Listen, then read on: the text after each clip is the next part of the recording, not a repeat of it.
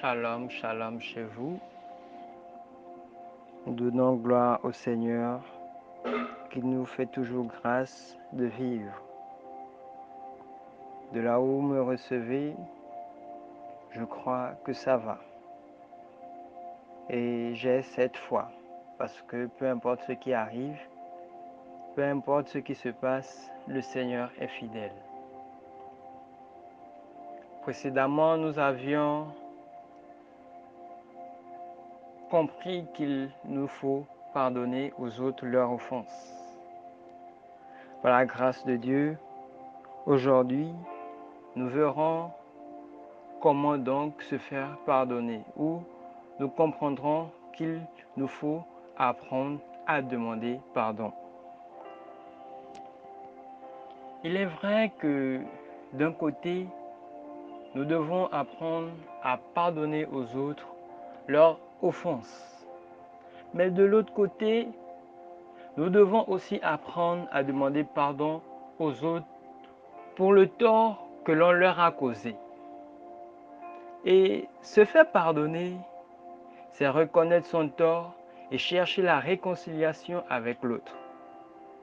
Nous devons pouvoir apprendre à nous mettre à genoux au pied de celui à qui on a fait du mal et lui dire « Excuse-moi de t'avoir fait ci, excuse-moi de t'avoir fait ça. S'il te plaît, pardonne-moi. » Et parfois nous faisons mal. Au lieu d'aller également demander pardon à la personne offensée, nous nous limitons seulement à demander pardon à Dieu. Alors que ce n'est pas seulement « Seigneur, pardonne-moi, j'ai blessé les gens avec ma langue, j'ai fait ceci, j'ai fait cela. » Non, va aussi chez lui, va aussi chez elle, dis-lui « Pardonne-moi de t'avoir blessé, pardonne-moi d'avoir agi comme ça. »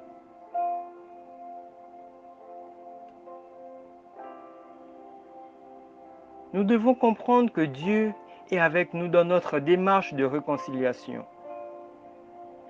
Dieu aime les réconciliations. Il est lui-même le Dieu des reconnexions. Raison pour laquelle, quand tu cherches la réconciliation, il est avec toi. Nous devons aussi comprendre que la réconciliation demande une attitude d'humilité de ta part en tant que fautif. La réconciliation demande une attitude de sincérité lorsque nous cherchons à nous faire pardonner. Car si tu veux te faire pardonner, tu dois apprendre à mettre ton ego de côté, ton orgueil de côté pour qu'il y ait réconciliation. Une réconciliation authentique ne garantit pas, certes, que la relation serait comme avant.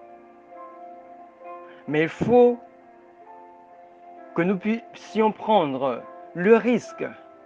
Il vaut le coup de se faire pardonner et de se réconcilier. Nous pouvions voir que le pardon n'efface pas le passé, mais qu'il donne une chance au présent pour un avenir meilleur, pour un futur meilleur. De même, quand tu cherches à te faire pardonner, cela ne va pas supprimer ce que tu as fait, mais cela permettra la réconciliation afin de continuer ensemble et d'aller de l'avant avec l'autre. Si tu ne sais pas demander pardon, tu ne peux pas rester dans ton mariage. Si tu n'es pas prêt à demander pardon, tu ne peux pas rester en bonne relation avec ta famille, avec tes connaissances, avec tes amis, avec tes collègues, avec ceux qui sont à tes côtés. Nous devons chercher à chaque fois, toujours, lorsque nous sommes en difficulté avec quelqu'un, parce qu'on leur a causé du tort, parce qu'on leur a fait du mal, à nous faire pardonner.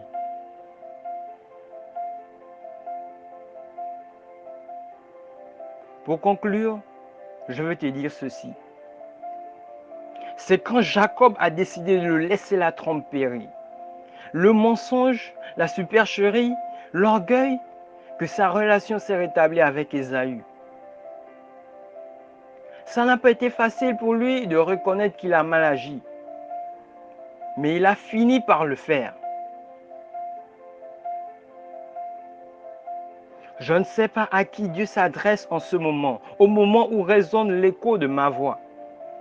Mais ce dont je suis sûr, c'est que du moment où tu m'écoutes, Dieu veut te ramener à la raison. Dans le cas de Jacob, c'était avec Ésaü qu'il avait des problèmes. Dans ton cas, je ne sais pas, mais c'est peut-être avec ta sœur, c'est peut-être avec ta mère, c'est peut-être avec un membre de ta famille, c'est peut-être avec un ami envers qui tu as agi en hypocrite. C'est envers qui tu as mal parlé. Prends ton courage, demande pardon à ton Dieu. Demande-lui de te soutenir et va te réconcilier. Va également demander pardon à cette personne à qui tu as fait du mal. Il n'y a aucune situation irréparable pour Dieu. Tout ce qui est brisé, détruit, anéanti, Dieu peut le réparer. Il est vrai que la décision de réconciliation doit d'abord venir de toi, mais si tu veux la réconciliation authentique, ne pense pas à le faire toi-même seul, mais plutôt pose le premier pas en prenant la décision de te faire pardonner et demande à Dieu de t'aider à poser le deuxième pas afin que tu arrives pieds joints à obtenir le pardon de l'autre.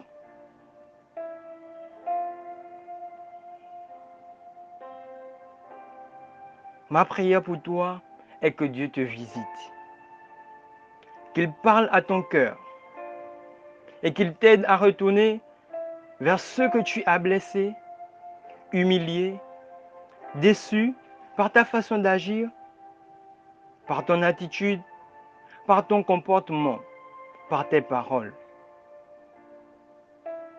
Je prie que Dieu te remplisse de force, de courage, d'audace, de propos justes et de la bonne attitude afin que tu ailles et que tu sois pardonné. Que Dieu vous bénisse abondamment. Shalom chez vous.